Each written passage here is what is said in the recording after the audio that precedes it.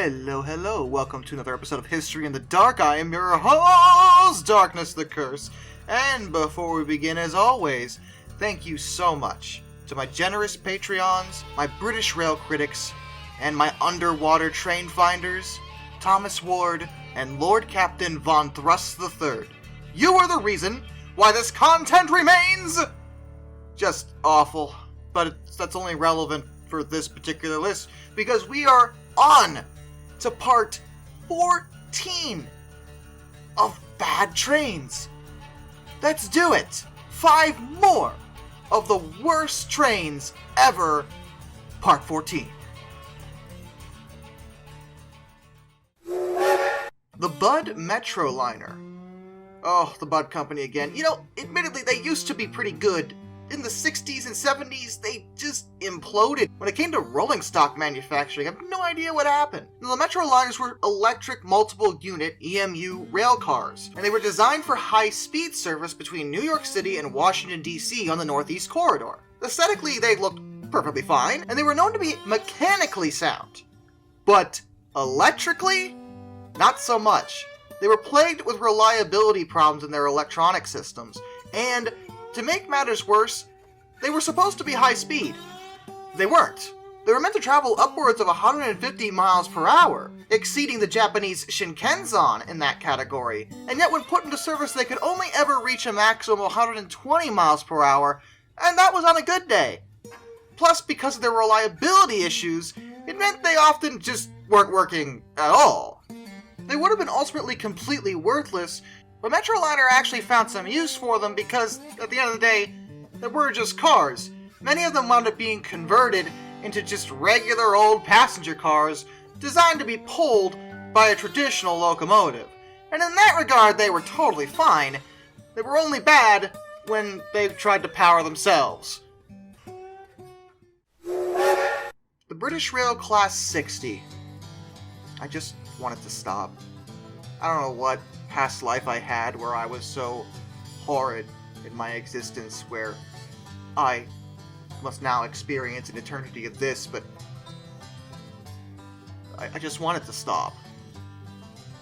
The British Rail Class 60 was built between 1989 and 1993, so they arrived pretty late in terms of British Rail's existence as an entity. Diesel electrics that were designed to haul freight and built by brush traction, when it was first introduced, it was found to possess a number of what are loosely referred to as teething problems. Now, understand that whenever I say teething problems, in my head, I'm thinking 1 or 2 issues, and that's normal for any locomotive class introduced. No. The teething problems of the Class 60 included the control software, the suspension system, the structural elements, and reportedly, there were in excess of 100 individual faults identified with them.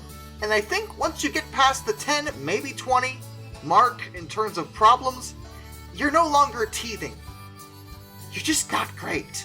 To British Rail's credit though, they grew a spine when it came to handling the Class 60s, as they told Brush that if they couldn't fix the outstanding problems, they would cancel the entire contract. It would take another 2 years before the first member of the class was available for traffic. And after fixing, they were alright, but they were never as powerful as they hoped they would be.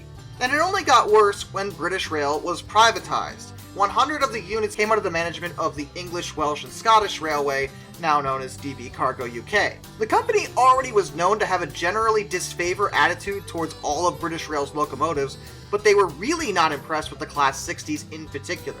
Between 2004 and 2007, apparently between 50% and 75% of the total fleet was out of action at any given time. But in the Class 60's defense, this may not have been due to any direct faults with them at this point, but more likely EWS's just general dislike of them, and therefore not allocating any time or effort to actually fix them at all.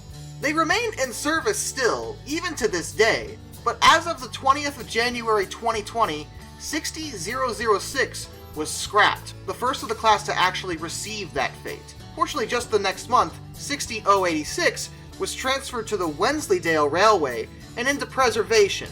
So as bad as the Class 60 started out, and wound up being due to mismanagement, it seems like they might wind up having a new life where they can be admired on the UK's heritage railways. And you know, I can't complain about that.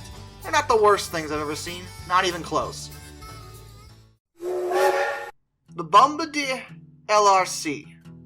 Oh dear, the LRC. I've gotten a ton of requests for this one, and believe me, I get it. In terms of tilt train technology, the LRC is probably one of the worst example of it. Yeah, I know the APT had its issues, but you know what? The APT wound up working. The LRC, well, okay, it had some good points. Manufactured between 1980 and 1984, they were pretty fast. And more in particular, they were actually highly fuel efficient. It was estimated that, in terms of fuel cost per passenger, they were not only cheaper than every other locomotive in their class, but they were also cheaper than regular buses. They were originally meant to be used by Amtrak as well as Via Rail, but ultimately Via was the only one to give the locomotives a shot because, well, they were just so bad. They had, again, teething troubles, but their teething troubles were not only consistent and repeated mechanical issues, but hilariously, well, like I said, these are tilt trains. They're meant to tilt into curves in order to maintain higher speeds on lines that wouldn't normally tolerate that. Okay, fine. Problem. The tilt mechanisms tended to get stuck in the tilt. So when the train was supposed to level off, it wouldn't, and would simply keep going down the rails, constantly tilting to one side or the other, which is funny, but also awful. The LRCs never received much love from anybody, and in the end, the best thing to come out of them were the cars themselves. Via Rail kept using the cars that were meant to go with the LRC set because they could disable the tilts and they were perfectly serviceable passenger cars. So in that regard, they were fine. But that tilt mechanic really sealed the deal. They just didn't do what they were supposed to do. However, at least two have actually entered preservation, so I guess that's a win? Maybe? No, nobody likes that? Okay, I don't know, man. There was a whole Save the LRC campaign to do this, so I guess some people do appreciate them. I guess they look kinda cool. I'll give them that. The British Rail Class 180. Hey, you can't be here twice! We stopped doing that a long time ago! How dare you! How dare you show your face here again! Get out! Get out of my sight! But to be fair, this isn't the traditional government entity British Rail, as these were only introduced after privatization. These train sets were built by Alstom, initially for the first Great Western Railway for the UK, though they had a few other operators as well. Additionally, they were known to be just the worst. They had frequent mechanical failures, and even though they were meant to replace things like the Intercity 125, and did initially, they wound up actually being replaced themselves with the thing they were supposed to replace, the 125, the HSTs. They put them back into service because the 180s were so god-awful. They were so bad that First Great Western, the ones who initially wanted them, actually sent them back to the leasing company Angel Trains between 2007 and 2009 because they just couldn't deal with them anymore. Most of the railways wound up replacing the 180 with the 800, which also appear to be terrible. You know, I just don't know what's going on with the high-speed trains in the UK right now. Can one of my subscribers over in the UK, I know there's plenty of you, please tell me what is happening? Because it feels like every time I talk about a modern high-speed train on your rail line, something is going wrong with it, and I just don't think y'all deserve the headache. I'm just concerned. That's all I'm trying to say. The North Pacific Coast number 21. This was a one-off locomotive, and it's technically a 440 American, but I'm sure you've already noticed it's